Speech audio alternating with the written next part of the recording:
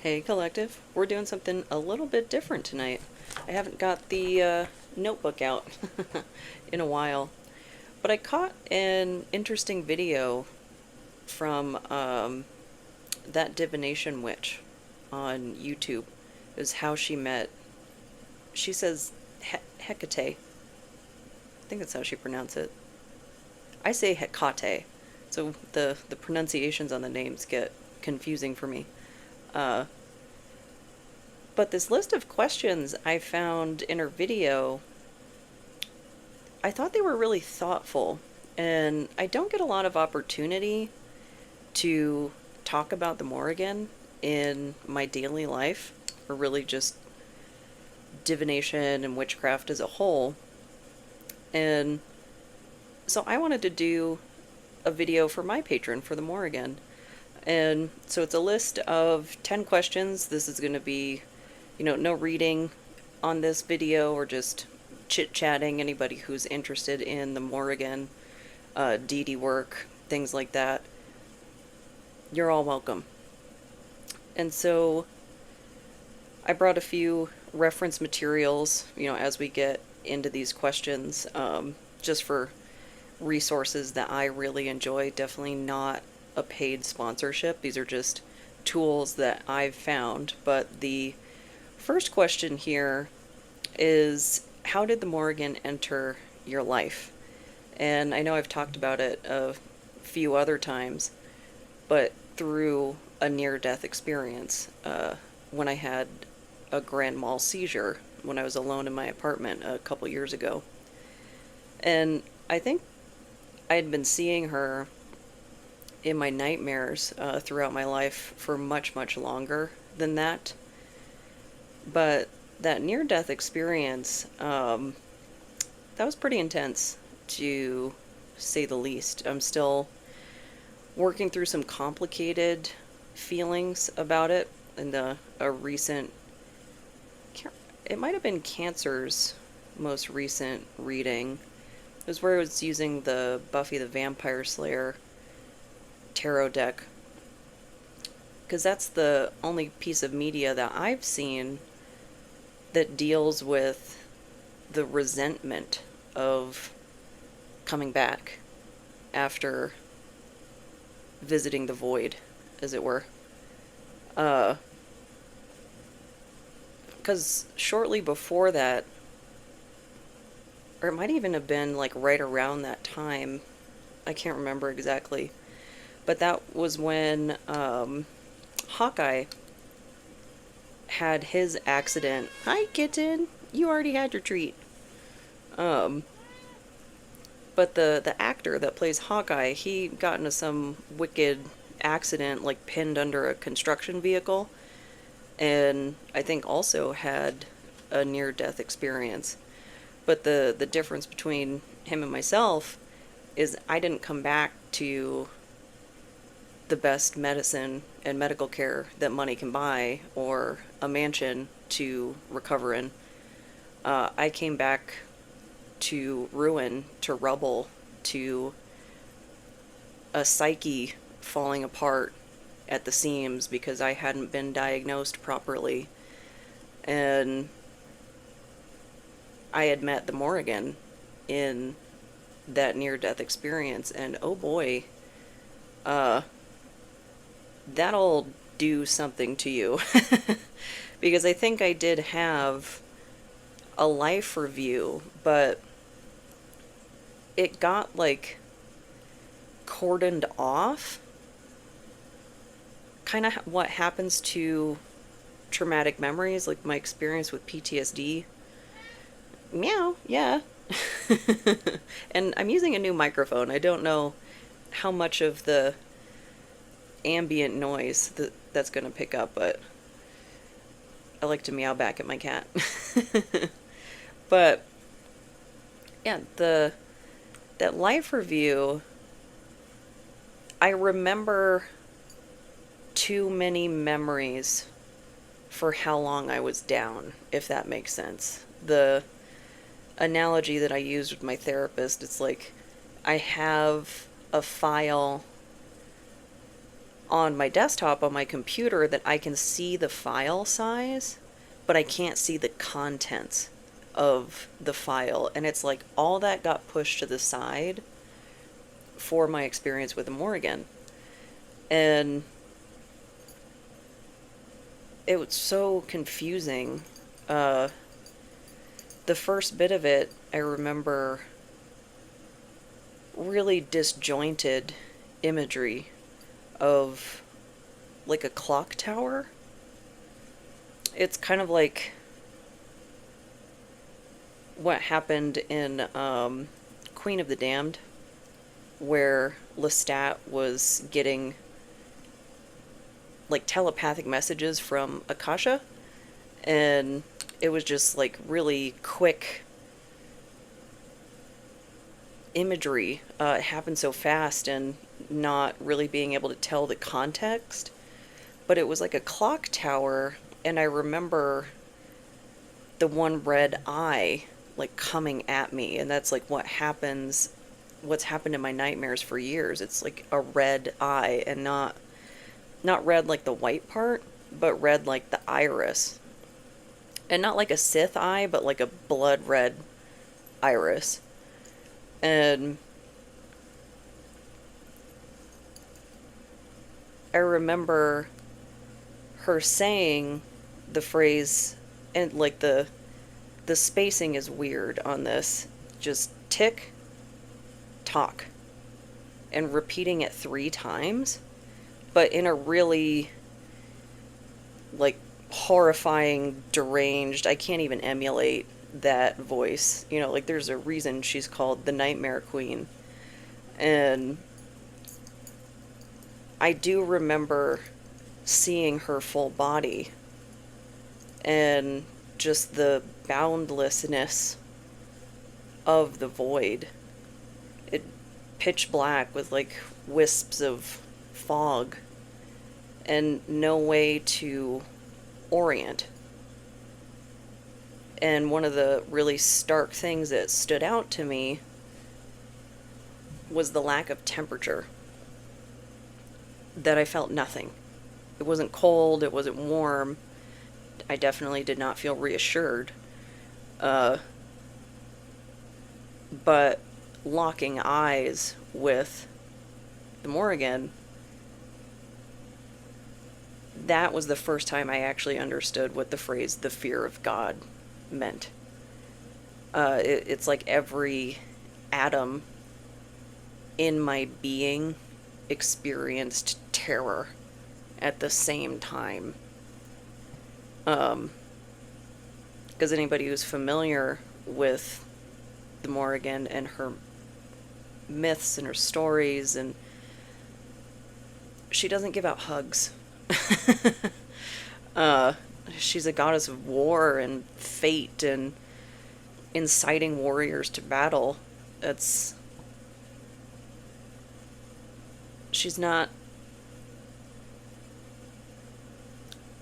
generally who you would think of as a source of comfort, you know? And then I experienced the light. The light was on the way back here. And I remember everything going completely pitch black. And then my thoughts stopped. Like my voice just disappeared into the void. And then it was a pulse of a light, like my heart was restarting.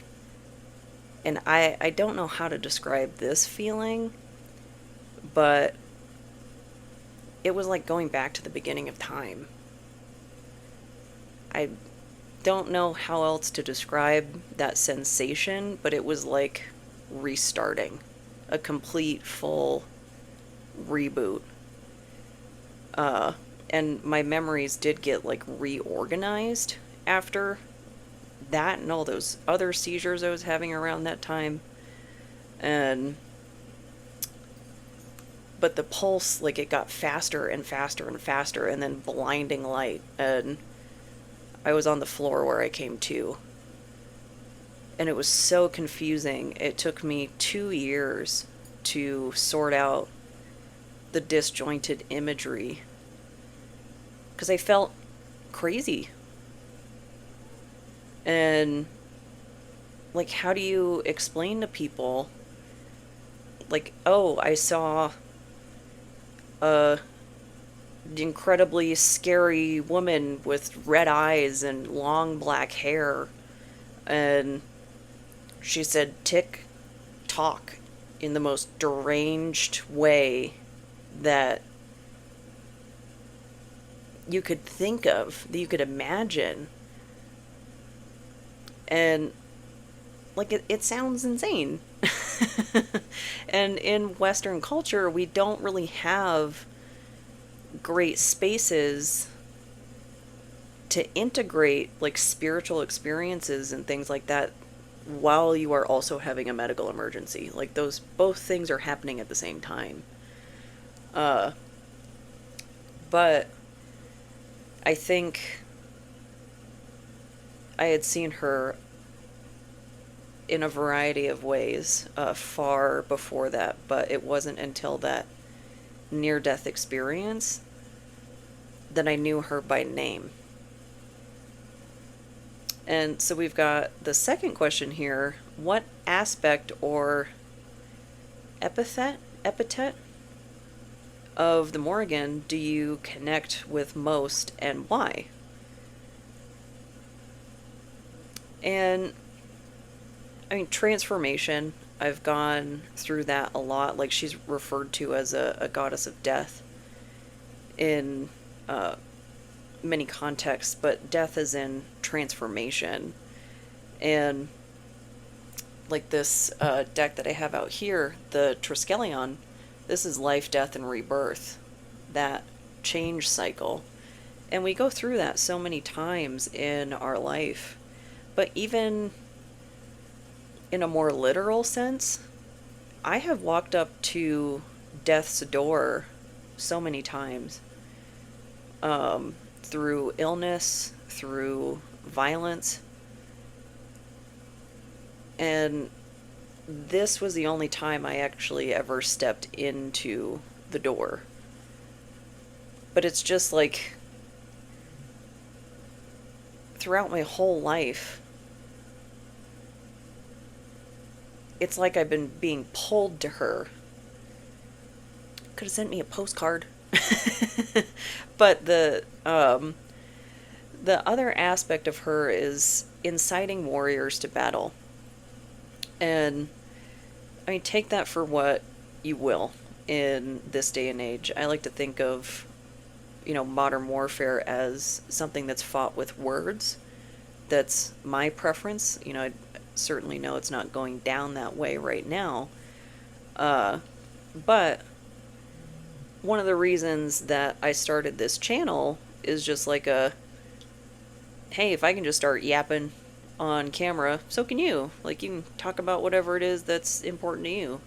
Anybody who's been around the channel for a minute knows that sometimes I talk about exclusively tarot, sometimes I'm talking about more social justice things. And because I think spirituality is political, and it's just about rousing each other to be authentic, to be ourselves, because that is an act of rebellion. The way things have gone, and the way, particularly in the States here, the way the game is played, it's stacked in the favor of a really particular demographic that I am not part of. And I think the only way to really break down those barriers is just to be ourselves. Because it's going to be our authentic selves that breach the wall, effectively. But question 3 here, how do you honor the Morrigan in your daily or monthly practice? So I visit my altar several times a day. I do candles and incense and so forth. And I'm trying to refamiliarize myself with the Irish holidays their origins and the history, because I had spent so long in back in the broom closet because I practiced when I was a teenager, and then big long break up until recently, about 20 years, because of the way I was being treated at home. And so now I'm trying to really integrate spiritual practices into my daily life and just kind of bathe in it. You know, I feel like I've missed so much time denying a part of myself that I want as much of it as I can get. And the monthly practices, I mean, those vary depending on what holiday is coming up, the solstices, equinoxes. But I do like to do something special around the full moon and the new moon with the lunar cycles and so forth. And that can be through spell work, through offerings, through prayer, through meditation, through divination. Those are all things that are pertinent to her. And this kind of segues really nicely into the fourth question.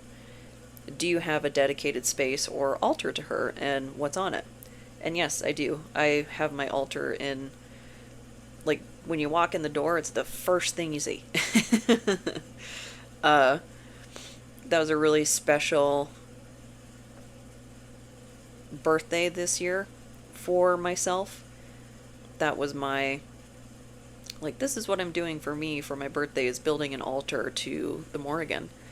And for the most part, I already had, you know, everything that I would need for that.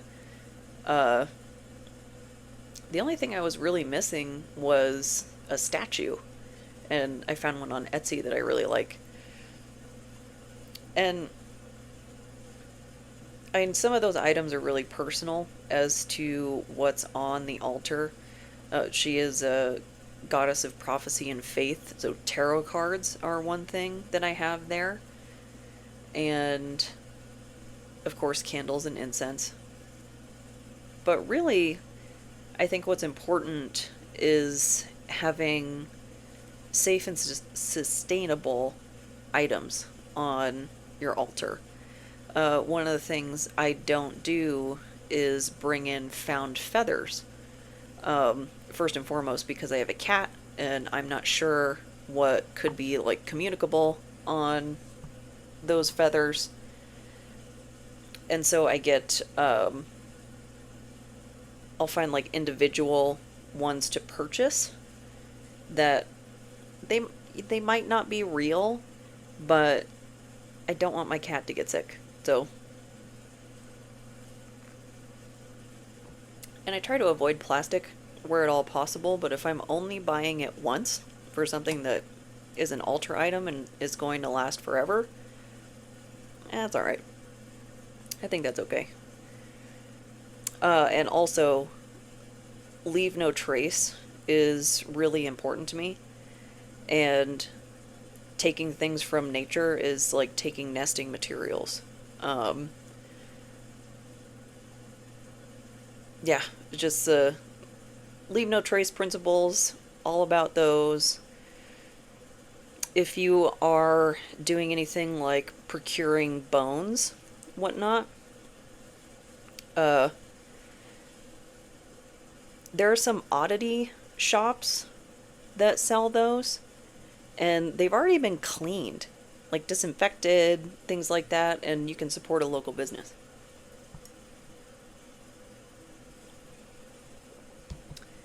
Other than that,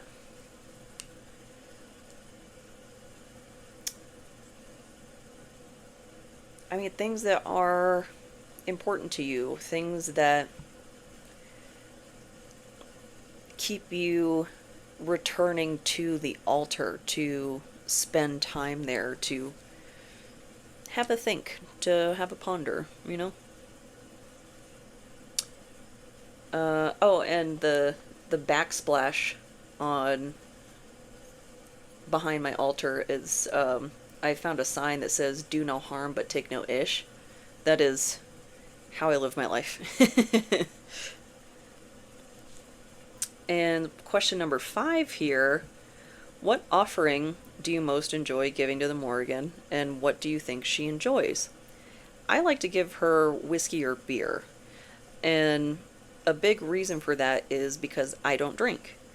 And so it's something that is just special and dedicated to her. Uh, and one of the things I think she enjoys, because she is, a warrior goddess,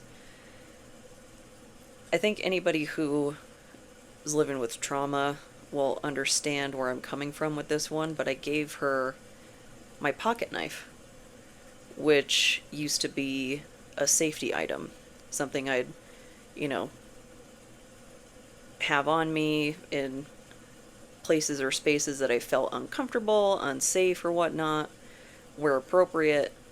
And I don't know, it kept me tense. And so I was able to get to a point in therapy where I was able to turn over my pocket knife to her. And I like to think that is something very meaningful, because that was my safety item. That is something that I was really trusting with my life, and I'm giving it over to her and putting my protection in her hands. And also being a little more discerning of, like, if I feel the need to have a pocket knife on me, must I go to this place? Maybe not. And I mean, if you live near any sort of major metropolitan area, you might understand, how I feel. And that was a really big moment, because my safety item has downgraded over the years. It used to be, after I got out of a DV situation, and I was so far away from where I had previously lived, but one of the few things that actually kept me sleeping at night was a loaded pew-pew in my nightstand. That's how harmed I was by that relationship. And then it became downgraded to a pocket knife, and then that pocket knife handed over to her. So it was a many years long process through therapy and so forth, to work through that, work towards a sense of safety. And she was a really pivotal part of that. I mean, somebody shows up for you in a near-death experience, like, I'm pretty sure I can trust her. So number 6 here. Yeah, and there's a segue there. Has the Morrigan ever appeared to you in a vision, dream, or moment of crisis? So we've already talked a lot about the near-death experience, but the dreams I've had over the years, very, very intense. And she's also a shapeshifter goddess. And the Morrigan is the individual form of the 3 sisters. And ever since I was little, I have had an issue with spiders. And she showed up in visions, like, as a spider goddess. I'm pretty sure that's her. Spiders are not one of the animals associated to her. However, I don't think she's relegated to those main 5. That's just my interpretation. And the reason being is because that spider goddess had one eye covered, and that's very typical of when I see her in dreams and night terrors and nightmares and things like that. I can only see one eye. It kind of reminds me of when Gabriel came to Mary, the "Be not afraid, for you have found the favor of God." That translates to, like, "Please stop screaming, human." uh, I think two eyes might be too much for my psyche, kind of like what happened in the void, and then everything split apart at the seams. But it's like that's how she calls out, and she's not subtle. It's hard to sift through the nightmare fuel, but she is not subtle. And that I was 21 when I had my first night terror, and then I was awake for 3 days after that because I was scared to death to go back to sleep. Uh, Same deal, like, I was being chased by a woman that hair was obscuring her face, and then I could see one eye, and woke up in the absolute most afraid I'd ever woken up until that point. But question number 7, what lesson has she taught you that changed your life? Reclaiming my faith, practicing witchcraft again, and actually coming out of not only the broom closet but the bisexual closet, is being authentic to myself. And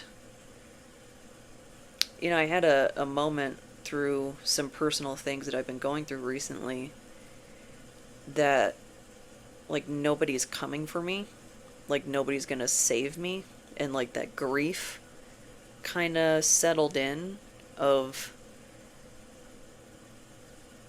like, this is a situation where I should have really some people to lean on, and I didn't. Either way. And then that grief, it was like a spark igniting a barrel of gas that, okay, no one's coming, here we go. I'm mad now that I have to do this on my own, that I've been treated unfairly, and yada yada yada. But that was that rallying warriors to battle. I really felt that. A real change in me, in my internal world, that didn't exist before. Something that in the past has been, like, snuffed out so many times because the people in my life weren't emotionally safe, didn't want to deal with it, didn't want to hear it, whatever the case may be. But I was watching a video about her, I think it was Pantheon mythology, that it's like worshipping the Morrigan is like walking the line between annihilation and glory. And that has absolutely been my experience with her, of turning over my faith in her strategery, in that I am a pawn on her chessboard. She's calling the shots. And the way I look at things when a deity reaches out to you, whether it's through the type of experience I had, or through synchronicities, or through meditation, whatever, it's because you have something they want. I hate to burst anybody's, like, ego bubble, but it's not because we're special as individuals. It's because you can do something for their collective. You're in the right place at the right time. And when a deity reaches out to you, that's a big deal. That's at least how I see it. even if you choose not to work with that deity, it it's a moment that I think deserves reverence of, I'm on this other path, but I appreciate, you reaching out to me and, offering gratitude and thanks and so forth. But having these interactions with her have just taught me that I can be myself, because there's so much complex trauma like wrapped around in that like the anxiety that comes up around being my authentic self because of how I was treated when I was younger. She's really helped me work through that, and I'm really grateful. Question number 8 says, how does your queerness or identity influence your devotion to her? I don't really think it does. It's one of those things that just is. Like, she's not really associated to LGBT. But who am I trying to think of? If you've ever played Assassin's Creed, the Assassin's Creed Odyssey, Cassandra, it's kind of like how she had romance dialogue options for both men and women. That's how I feel. Like, I just have the option. And it's really based on the person, how I feel about that individual. And the reason I use bisexual as opposed to pansexual is just because that's where my personal experiences lie. And I'm beginning to understand that there's a really big Venn diagram between bisexuality and pansexuality. It's getting a little granular for me. But I identify as bisexual, and it's just kind of one of those things that it just is. Like, in Game of Thrones, what's her bucket? The drowned god, the chick. I think she was gay, but she was first and foremost a warrior. Her name started with a Y. I can't remember what it was. Theon Greyjoy's sister. I don't like referring to women by their qualifiers in relation to men, but I just cannot remember her name. But it's just like, that wasn't particularly a plot point. Like, her storyline was centered around her being a warrior, and it just kind of feels like, I don't know, the way I view it is, if I didn't make somebody coffee this morning, does it really concern you? I think not. And what is your favorite ritual, spell, or sacred tool? This is what I brought the reference material for. And again, not a paid promotion. This is just how I feel, or things that I use. But favorite ritual, cooking. I really enjoy cooking as a way to connect with my ancestry, with countries that I would like to visit and have never been and might never go, but I can visit through food. And I don't classify myself as a kitchen witch, a green witch, anything, just witch. I find labels limiting. But there's so many different Irish recipes, like pub food style recipes, that it just, I don't know. I like to toss on like some Irish folk ambient music. I haven't done it in a while. I've been working on my vegetarian repertoire. But I really do enjoy the creative process of cooking. All the good smells and stuff. And then for Sacred Tool, she is a goddess of prophecy and fate, so tarot. These are a couple of my favorites: the Call of the Morrigan Oracle deck and the Murder of Crows tarot. I just really like how these go together. And the guidebook here in the Oracle deck has some spells and rituals and things like that. So a really good source of information, and all of the, like, each description of each card is really in depth and involved. So highly recommend this. And the cardstock, this is the back of the card. It's just beautiful.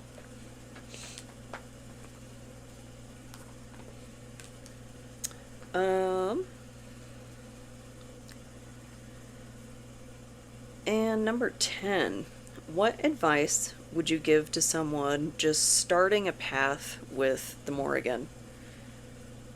Research. I guess that's probably the Aquarian in me. The other thing I brought here, I just started reading Courtney Weber's book about the Morrigan. She also has one on Bridget that I will likely check out. But so far, I really enjoy this. And I would say, look at multiple resources. Don't take one person's word as gospel on really anything. But there are a lot of different, like, YouTube channels, for a little YouTube diversity. I think I mentioned Pantheon Mythology. There's another one. There's quite a few videos about the Aishi, the Fae, and Celtic mythology on Mythical Arcana. That's another channel. And the Irish Pagan School. They live in Ireland. And the gal, I can't remember her name, Laura? She's been to the Cave of the Cats, where it said that, the Morrigan enters the other world. And I'm pretty sure she channeled a really beautiful poem when she was there, or like in relation to that experience. And I had a similar experience around when I had the near-death experience. There's a playlist on the channel called She Is Me, and that's a poem that I wrote that's made out of songs. So the poem itself, each time you see like a word or a few words capitalized, it's in the description of the playlist. That's a song title. And so the playlist is all the songs that are woven in to that poem. And I think it's one of the coolest things I've ever written. And it wasn't until I had started doing research on the Morrigan that connection to, like, Aishi and she for short, being the Fae, being, like, related to her, and then She Is Me, then I made that connection. Like, I think this was a channel from the Morrigan.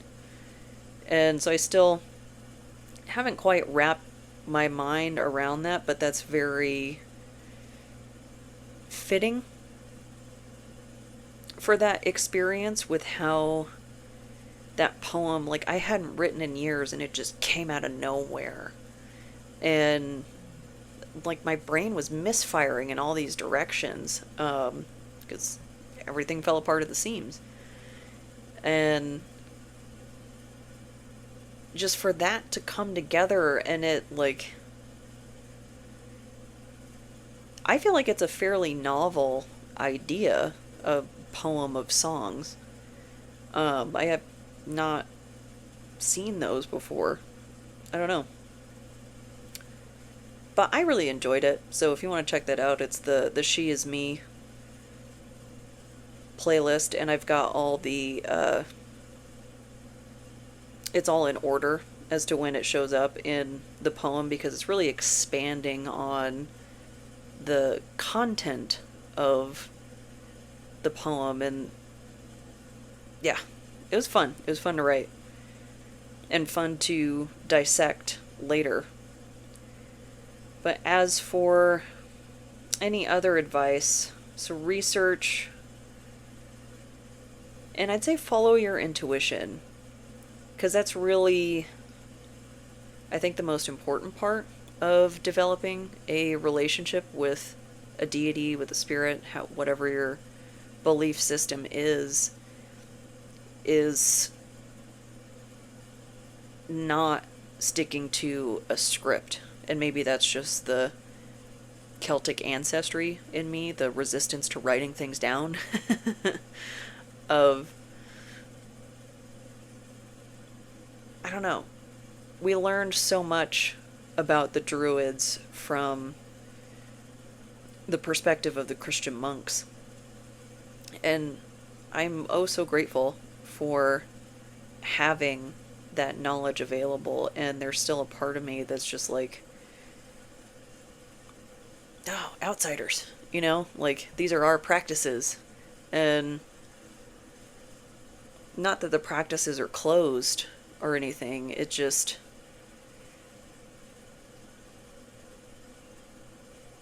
it's more intuitive than people give it credit for, and maybe some of that is coming from my gears being grinded about St. Patrick's Day and people celebrating an Irish holiday with a drink called an Irish Car BOMB. Like, really? That's offensive. So respecting the history, I think that's really important in the research. And understanding there's always more resources. I am a witch, and the faith practice that I follow is Omnist. I'm not Wiccan. So for anybody that's not familiar, Omnism is, there's truth in all religions and no one ultimate religion. So fan out, check your resources, multiple people, because there's some people who are charlatans out there. There are some people who really hoard their knowledge, and despite my comment about, like, ugh, outsiders, like, I want knowledge to be shared through credible sources and people really putting in care when it comes to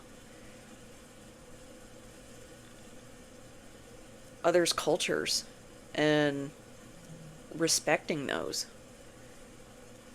But I feel like I'm talking in circles, so a little bit of a different video this time. I hope you found it informative, and I really appreciate if you've hung out this whole time.